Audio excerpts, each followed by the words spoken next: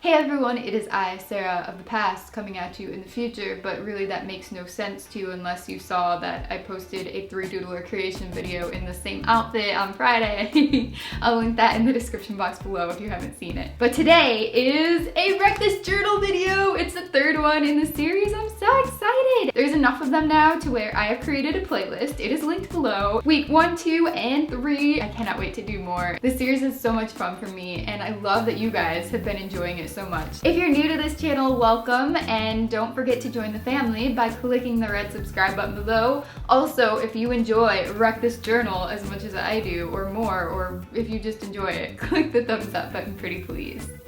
But now, without further ado, let's get on into Wreck This Journal!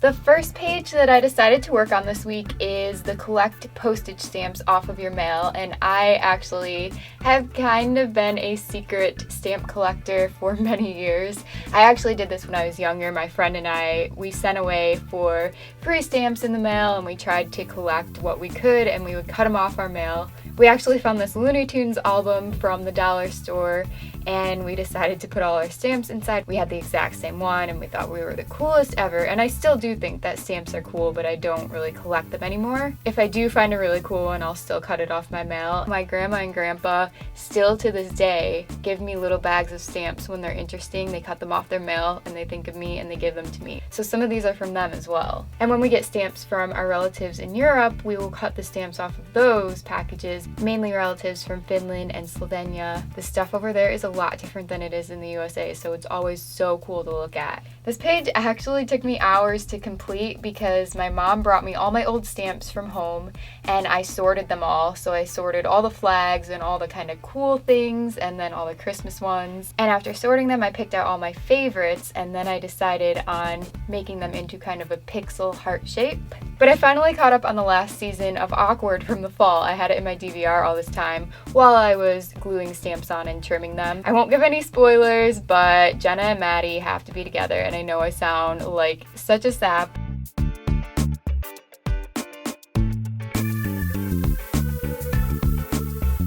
Because I made a heart, I tried to make all of the stamps kind of follow a theme. Not all of them do, but I tried to do a pinky, heart, love type theme. Then I decided to add a quote. I put "all you need is love" in the little gaps because since stamps are all different sizes, it didn't really flow completely, so I decided to put some gaps to help it flow.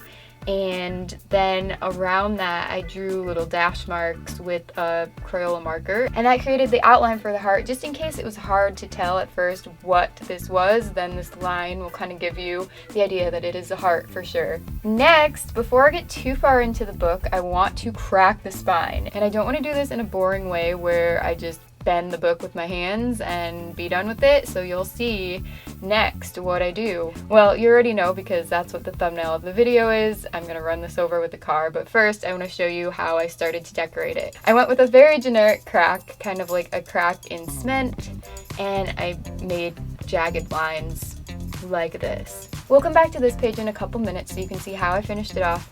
But now we're going to move on to trace the things in your bag or pockets and let the lines overlap. This is a purse that I've been using for months now. It's from Target and it was like $25. I hardly ever switch up my bag. It's just a pain in the butt. So I just pick one that I like and, you know, stick with it for a while. And true life, my purse is kind of messy, not gonna lie. And here are a few items from inside my purse that kind of had the most interesting shape. I wanted to get a variation of long items, square items, and round items, as well as kind of a weird shape like a bobby pin. I feel like tracing things should be a skill that you acquire in kindergarten or even before, but this was really, really difficult, let me tell you. Trying to hold these down with 1 or 2 fingers on a slanted page and then go around it with a marker, it moved a lot, and it didn't turn out as crisp and clean with the lines as I wanted it to, but hey, you'll see it doesn't really matter because this page is gonna get wrecked. I just showed me tracing a couple because, let's be honest, that probably would get super boring to watch.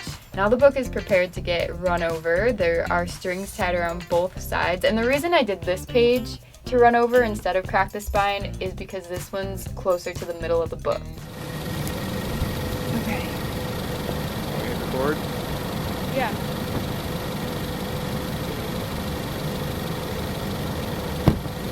All right, go. As you guys can see, it is a freezing day in Ohio because there's still snow on the ground. I was so cold when I filmed this because I had to take my gloves off my hands to work the camera and set up the angles and stuff. I thought my fingers were going to fall off, but they didn't.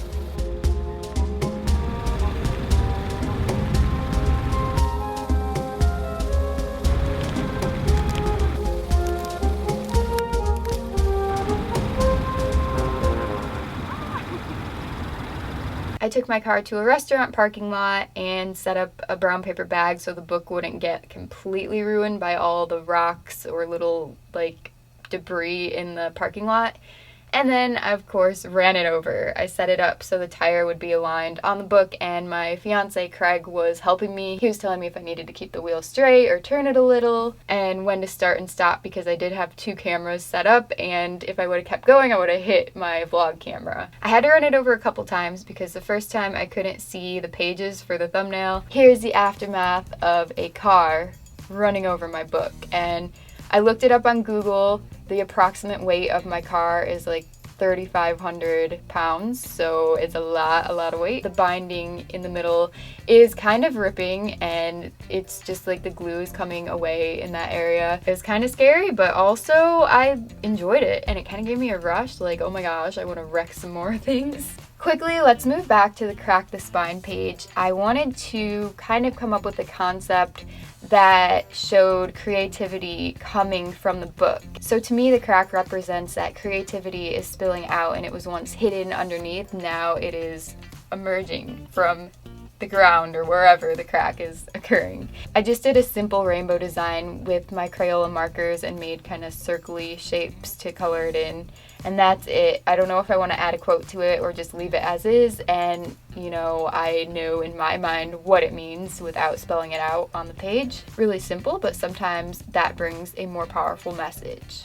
Be sure to let me know what your favorite part of this video is by leaving a comment below, and I hope to see you back next Sunday for another Wreck This Journal adventure. Thank you all so much for watching. If you enjoyed, don't forget to give this video a big thumbs up to let me know, and also become a family member by subscribing. It'll let you know every single time I post a video, which is twice a week on Friday and Sunday. Why did I hold my fingers up so long?